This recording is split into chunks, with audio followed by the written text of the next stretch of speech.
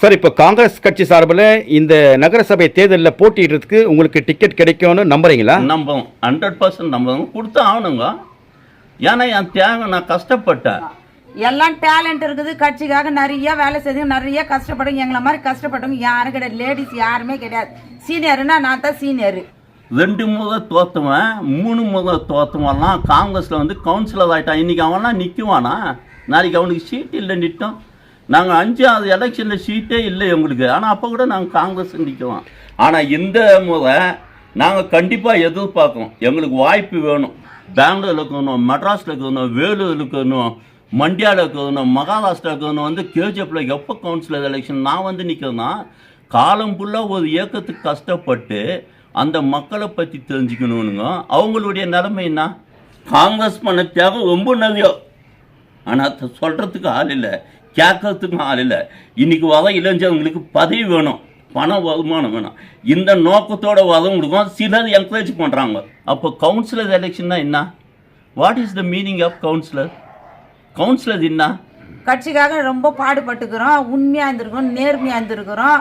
எங்களை மாதிரி விசுவாசமாக யாருமே இருந்தது கிடையாது. சார் வணக்கம். வணக்கம் சார்.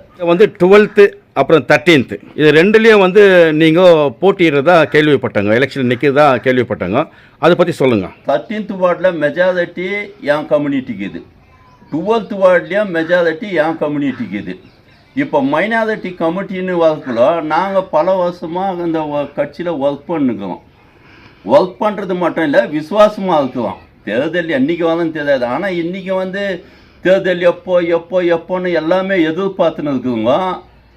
எந்த கட்சி ஆகட்டும் சார், ஒரு கவுன்சிலர் எலெக்ஷன்னாக்கா அடிமட்ட மக்களுக்கு ஒர்க் பண்ணி அந்த இயக்கத்தை வளர்க்குறது தான் இந்த கவுன்சிலர் எலெக்ஷன். கவுன்சிலர் இதை வந்து நாங்கள் ஏற்கனவே பல வருஷத்துக்கு முன்னே கவுன்சிலர் வந்தப்போ செம்மையாக பண்ணி ஒரு இயக்கத்துக்காக, எங்கள் இயக்கத்துக்காக, வளர்ச்சிக்காக நாங்கள் உண்மையாக பாடுபட்டுருக்கோம்.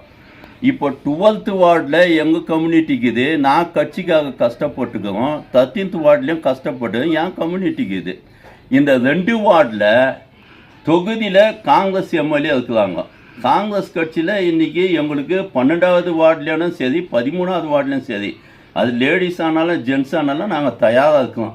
ஆனால் கட்சி தலைமையும் எம்எல்ஏ என்ன முடிவு பண்ணுறாங்களோ அதை நாங்கள் ஏற்றுக்கிறோம். ஆனால் 2 முறை எங்களுக்கு வந்து அந்த வாய்ப்பு போயிடுச்சு. ஏன்னாக்கா வேலை கட்சியிலேருந்து வந்து சேர்ந்தவங்களுக்கு வாய்ப்பு கொடுக்கணுன்றதுக்காக 2 தேர்தலில் நாங்கள் விட்டு கொடுத்துட்டோம்.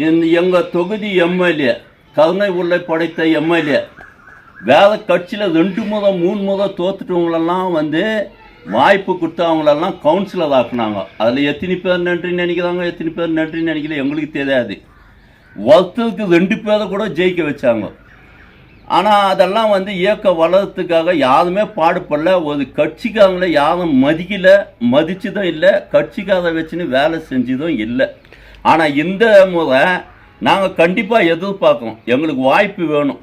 எங்களுக்கு 12 13 எங்களுக்கு வாய்ப்பு வேணும். அப்படி ஒரு வாய்ப்பு கிடைச்சா காங்கிரஸ் கட்சியை பலப்படுத்துவோம். எங்கள் இயக்கத்தை பலப்படுத்துறது மட்டும் இல்லை, விசுவாசமாக இருப்போம். மக்களுக்கு தேவையான அடிமட்டத்திலேருந்து வேலை செய்யறதுக்கு நாங்கள் தயாராக இருக்கோம். 2 வார்டில் உங்களுக்கு ஆதரவு இருக்குதுங்களா?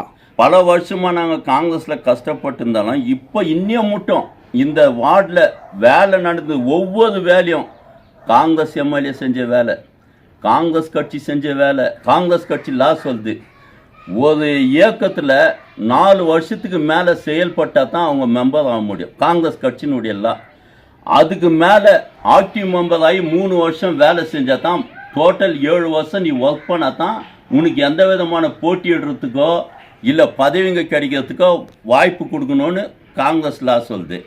ஆனால் நான் அது பிறகு நான் சின்ன வயசுலேருந்து காங்கிரஸ் கஷ்டப்பட்டேன்.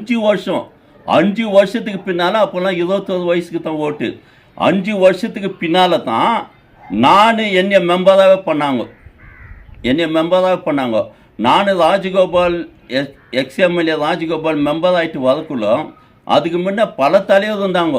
நான் சின்ன வயசில் கூட அலெக்சாண்டர் இருந்தார், அதுக்கு பின்னால் பிவிஎன் வெங்கடேஷ் இருந்தார், அதுக்கு பின்னால் வந்து திரைசென்னம் தினகரன் இருந்தார். அப்போ அவர் ரெட்டி காங்கிரஸ்க்கு போயிட்டு வேட்பாளர் ஆகிட்டார் 78ல். அதுக்கு பின்னால் ஸ்ரீதர் ராஜானார். இவங்கெல்லாம் வந்து எம்இ கிருஷ்ணா போட்ட ரெட்டி காங்கிரஸ் போயிட்டவிட காங்கிரஸில் யாருமே இல்லாத போயிட்டாங்க அன்றைக்கி. அப்போ ரெட்டி காங்கிரஸுக்கும் போயிட்டாங்க, ஜனதா கட்சிக்கு போயிட்டாங்க. அன்றைக்கி காங்கிரஸ் நில்லாக்குள்ள நமது இளைஞர் காங்கிரஸில் இருந்த நம்ம நசீர் அஹமது சாஹிப் தான், அவர் தான் இளைஞர் காங்கிரஸ் வச்சுன்னு இந்த கட்சியை வந்து அன்றைக்கி வழி நடத்தினார். அதுக்கப்புறம் இருந்த கொஞ்சம் பேரும் தேவராஜ் அரசு காங்கிரஸில் 80 எல்லாமே வெளியேற்றாங்க. அன்றைக்கி நில்ல அந்த காலத்துலேருந்து சின்ன வயசுலேருந்து நான் கஷ்டப்பட்டுக்குவேன், இந்த இயக்கத்துக்கு கஷ்டப்பட்டுக்குவேன். இப்போது ஒரு இயக்கம்னாக்கா வரலாறு தரணும் சார், அந்த இயக்கத்தினுடைய தியாகம் தரணும். இன்றைக்கி நேரு குடும்பம் பண்ண தியாகம் இந்த இந்தியாவில் யாருமே பண்ணல. காங்கிரஸ் பண்ண தியாகம் ரொம்ப நிறைய, ஆனால் சொல்கிறதுக்கு ஆள் இல்லை, கேட்கறதுக்கும் ஆள் இல்லை. இன்றைக்கி வர இளைஞர்களுக்கு பதவி வேணும், பண வருமானம் வேணும், இந்த நோக்கத்தோடு வரவங்களுக்கும் சிலர் என்கரேஜ் பண்ணுறாங்க. ஆனால் கொள்கை பிடிப்போட காங்கிரஸினுடைய தியாகம், நேரு குடும்பத்தினுடைய தியாகம், அதை தெரிஞ்சுக்கணும். கட்சி பற்றி பேசும்போது நீங்கள் கண் கலங்குறீங்களா சார்? அப்போ உங்களுக்குள்ள எவ்வளோ அந்த ஒரு பற்று இருக்கும்? அந்த இளைஞர்களுக்கு அதை ஊக்குவிக்கணும். அட்லீஸ்ட் ஒரு பயிற்சி மையன்ற மாதிரி பண்ணி காங்கிரஸினுடைய வரலாறு, அவங்க சுதந்திரத்துக்காக பாடுபட்ட தியாகம், காங்கிரஸ் கட்சியினுடைய தியாகம், நேரு குடும்பத்தின் தியாகம், இதெல்லாம் ஆழமாக பதிக்கணும். இன்றைக்கி மத்திய சர்க்காரு, இன்றைக்கி மத்தியத்தில் இருக்கிற ஆட்சியாளருங்க காங்கிரஸினுடைய வரலாறையும் நேரு குடும்பத்தினுடைய வரலாறையும் மறைக்கிறதுக்கு தான் பார்க்குறாங்க. அப்போ காங்கிரஸ்காரனுடைய கடமைன்னா அதெல்லாம் வெளியே கொண்டாடணும், வெளியே எடுத்து சொல்லணும், அதை ஆழமாக பதினோம், உள்ளத்தில் ஏற்றுக்கணும். இன்றைக்கி வந்து சார் கவுன்சிலர் எலெக்ஷன் எப்போன்னு கேட்குறாங்க, அது உங்களுக்கே தெரியும். யார் கேட்குறது?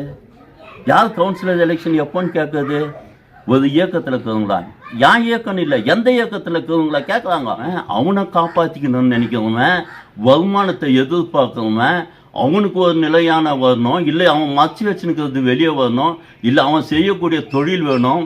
பெங்களூரில் இருக்கணும், மெட்ராஸில் இருக்கணும், வேலூரில் இருக்கணும், மண்டியாவில் இருக்கணும், மகாராஷ்டிரா இருக்கணும். வந்து கேஜிஎஃப்பில் எப்போ கவுன்சிலர் எலெக்ஷன் நான் வந்து நிற்கிறேன்னா, காலம் ஃபுல்லாக ஒரு இயக்கத்துக்கு கஷ்டப்பட்டு அந்த மக்களை பற்றி தெரிஞ்சுக்கணுங்க. அவங்களுடைய நிலைமை என்ன? அப்போ கவுன்சிலர் எலெக்ஷன்னா என்ன? What is the meaning of councillor? Councillor என்ன? அடிமட்டத்தில் சுகாதார வசதி பண்ணணும், தண்ணி இருக்குதான்னு பார்க்கணும், ட்ரைனேஜ் பார்க்கணும், ரோடு பார்க்கணும், லைட்டு இதெல்லாம் பார்த்து அடிமட்ட மக்களுக்கு செய்யணும், அடிமட்ட மக்களுக்கு வேலை செய்யணும். அந்த வேலை செஞ்சு அடிமட்டத்திலேருந்து ஒரு இயக்கத்தை பலம் பண்ணணும். அந்த எந்த இயக்கம்னாகட்டும், ஒரு இயக்கத்தை அடிமட்டத்திலேருந்து பலம் பண்ணுறவனா தான் கவுன்சிலராக பண்ணோம். ஆனால் இன்றைக்கி யார் வராங்க? இன்றைக்கி யார் வராங்க? 2 முறை தோற்றவன், 3 முறை தோற்றவன்லாம் காங்கிரஸில் வந்து கவுன்சிலர் ஆகிட்டான். இன்றைக்கி அவன்லாம் நிற்குவானா? நாளைக்கு அவனுக்கு சீட்டு இல்லை, நிற்கும். நாங்கள் 5-6 எலெக்ஷனில் சீட்டே இல்லை எங்களுக்கு, ஆனால் அப்போ கூட நாங்கள் காங்கிரஸ் நிற்குவோம். வேறு யாருன்னா அந்த இயக்கம் நிற்குவாங்களா? இப்போ எத்தனை பேர் இருக்கிறாங்களா அவங்களுக்கு சீட் இல்லைன்னு சொல்லிட்டோம், நாளைக்கு அவங்க இயக்கத்தில் நிற்கிறாங்களா பார்க்கலாம். சார், இப்போ காங்கிரஸ் கட்சி சார்பில் இந்த நகரசபை தேர்தலில் போட்டியிடுறதுக்கு உங்களுக்கு டிக்கெட் கிடைக்கும்னு நம்புறீங்களா? நம்புவோம், 100% நம்புவோம், கொடுத்து ஆகணுங்க. ஏன்னா என் தியாகம், நான் கஷ்டப்பட்டேன். இப்போது ஒரு இயக்கத்தை ஜெயிக்க வைக்கிறது யார் கையில் இருக்குது? யார் கையில் இருக்குது சார்? கட்சி தலைமை கையில் இருக்குது. நீ எவனை இப்போது ஓடாத குதிரை கூட ஓட வச்சு ஜெயிக்க வைக்கணும், அதுதானே முறை. ஆனால் யாரையோ கொண்டாந்து வச்சுட்டு அவன் பாட்டுன்னு அவன் சம்பாதிச்சுன்னு அவன் பாட்டுன்னு திட்டிட்டு. சரி சார், இந்த 5 வருஷத்தில் இயக்கம் என்ன பலம் ஆகிக்குது சொல்லுங்கள்? எந்த இயக்கம் மாட்டான். ஒரு கட்சியில் இருக்கிறாங்க, பணத்துக்காக கட்சி மாதிரி ஓடிடலாம் கவுன்சிலரு.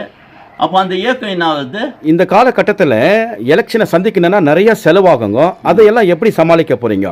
யாரு நீங்கள் இப்போ எலெக்ஷனில் நிற்கிறீங்கன்னு வச்சுங்க சார், இந்த காலகட்டத்தில் ஒரு எலெக்ஷன்னா நிறைய செலவாகுது. என்ன செலவாகும் சொல்லுங்க? இல்லை சார், நம்ம கண்ணேத்தில் பார்க்குறோமே. கண்ணேத்துக்கு பார்க்குங்க. இப்போ தேர்தல் சட்டம் சொல்லுது, காசு கொடுக்கறதும் குற்றம், காசு வாங்குறதும் குற்றம். இல்லை இது பரிசு பொருள் கொடுக்கறதும் குற்றம், வாங்குறதும் குற்றம். அப்போ அப்படி இருக்குல்ல என்ன பண்ணோம்? சரி, இப்போ மக்கள் வந்து எதுவுமே எதிர்பார்க்காம ஓட்டு போடுவாங்கன்னு நினைக்கிறீங்களா? ஒரு இயக்கத்தில் ஒரு கவுன்சிலர்னா 5 வருஷம் நீ செயல்பட்ட, அந்த 5 வருஷம் செயல்படக்குள்ள அடுத்த தேர்தலில் ஒன்றுமே இல்லாத உனக்கு ஓட்டு போடுற அளவுக்கு நீ கட்சியை பலப்படுத்திக்கணும். இல்லை சார், நீங்கள் நிற்கும் போது உங்ககிட்ட எதிர்பார்க்குவாங்களா மக்கள்? அதை எப்படி சமாளிக்குவீங்கன்னு கேட்குறாங்க. அது சார் எங்களுக்கு சமாளிக்கிறதுக்கு சக்தி இருக்குது சார், எங்களுக்கு சக்தி இருக்குது, எங்கள் இயக்கம் இருக்குது. எங்கள் இயக்கத்தினுடைய தலைமை இருக்குது. அந்த தலைமை என்ன முடிவு பண்ணோ அதுக்கு கட்டுப்பாடுறதுக்கு நான் தயாராக இருக்கிறேன். என் பேர் ஜாக்லின்னு. நான் வந்து 12th வார்டில் கவுன்சிலராக கன்சல்ட் பண்ணது 95ல் வின் பண்ணுதுங்க. இந்த ஏரியாவில் எல்லா வேலையும் செஞ்சுருக்குறோம். நாங்கள் ரேஷன் கார்டு இல்லாதவங்களுக்கு ரேஷன் கார்டு வாங்கி கொடுத்துக்குறோங்க, ஐடி கார்டு வாங்கி கொடுத்துருங்க, வீடு பண்ணி கொடுத்துருங்க, ஆசியா ஸ்கீம் போர்டு மெம்பர் ஆகணும் நானுங்க. அப்போ வீடு எல்லாருக்கும் பண்ணி கொடுத்துருங்க. எல்லாம் டேலண்ட் இருக்குது. கட்சிக்காக நிறைய வேலை செய்யுங்க, நிறைய கஷ்டப்படுங்க. எங்களை மாதிரி கஷ்டப்பட்டவங்க யாரும் கிடையாது, லேடிஸ் யாருமே கிடையாது.